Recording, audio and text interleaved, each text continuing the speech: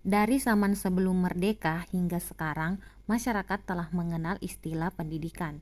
Namun, pendidikan di zaman dulu tergolong sangat rendah. Akses dan fasilitas pendidikan masih sangat minim. Tidak semua masyarakat memiliki kesempatan mengenyam pendidikan yang sama. Hanya orang-orang khusus seperti calon pegawai, calon mudir dokter, dan pembantu yang diperuntukkan untuk mendukung usaha dagang yang memiliki kesempatan tersebut. Padahal pendidikan menjadi salah satu kebutuhan yang paling penting bagi setiap individu untuk membentuk karakter suatu bangsa. Pendidikan di Indonesia pada zaman kolonial sama sekali tidak memperhatikan pendidikan kebudayaan. Sistem pendidikan dan pengajaran yang sepi pengaruh kebudayaan ini hanya berfokus pada pendidikan intelektualisme, materialisme, individualisme, dan kolonialisme yang tentu saja tidak mendukung anak dan pemuda Indonesia untuk memiliki dasar nasionalisme. Bahkan sekolah-sekolah yang didirikan oleh bangsa sendiri tidak dapat melepaskan diri secara utuh dari corak jiwa kolonial. Pada tahun 1920 merupakan masa awal mula perkembangan pendidikan di Indonesia. Dilatar belakangi ketidakadilan pemerintah Belanda terhadap kebebasan rakyat Indonesia untuk bersekolah dan kesadaran rakyat Indonesia terhadap kebutuhan pendidikan. Maka didirikanlah perguruan taman siswa oleh pelopor pendidikan Indonesia Ki Hajar Dewantara untuk mengenalkan pendidikan kepada masyarakat agar menjadi bangsa yang merdeka. Ki Hajar Dewantara menjelaskan bahwa dasar pendidikan anak berhubungan dengan kodrat alam dan kodrat zaman. Kodrat alam berkaitan dengan sifat dan bentuk lingkungan di mana anak berada, sedangkan kodrat zaman berkaitan dengan isi dan irama. Kedua kodrat ini berkaitan dengan nilai-nilai dan sifat-sifat kemanusiaan peserta didik.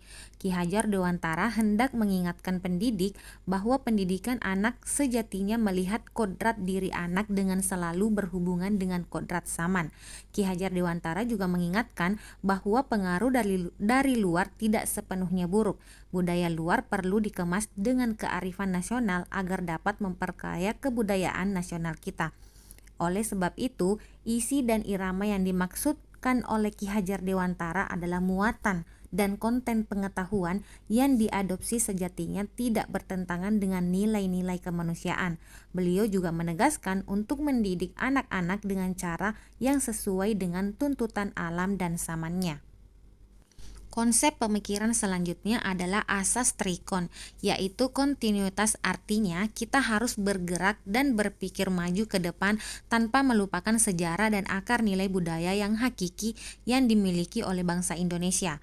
Konvergensi artinya pendidikan itu harus berasaskan memanusiakan manusia dan memperkuat nilai kemanusiaan. Selanjutnya, budi pekerti mencakup cipta, rasa, dan karsa. Diharapkan kepada peserta didik untuk memfungsikan alat dan akal dan pikirannya, memiliki mimpi, harapan, dan cita-cita, berpikir untuk selalu berbuat yang terbaik dan memberikan manfaat kepada orang lain. Tentu saja dengan peran guru sebagai penuntun yang mengarahkan agar anak tidak kehilangan arah dan membahayakan dirinya. Maka benarlah apa yang Ki Hajar Dewantara petuahkan, Ingarsa Sungtulodo, Imatia Manungkarsa, dan Tutwuri Handayani, yang bermakna di depan memberi teladan, di tengah memberi semangat, dan di belakang memberi dorongan. Konsep tersebut sangat relevan untuk diterapkan di dunia pendidikan nasional saat ini.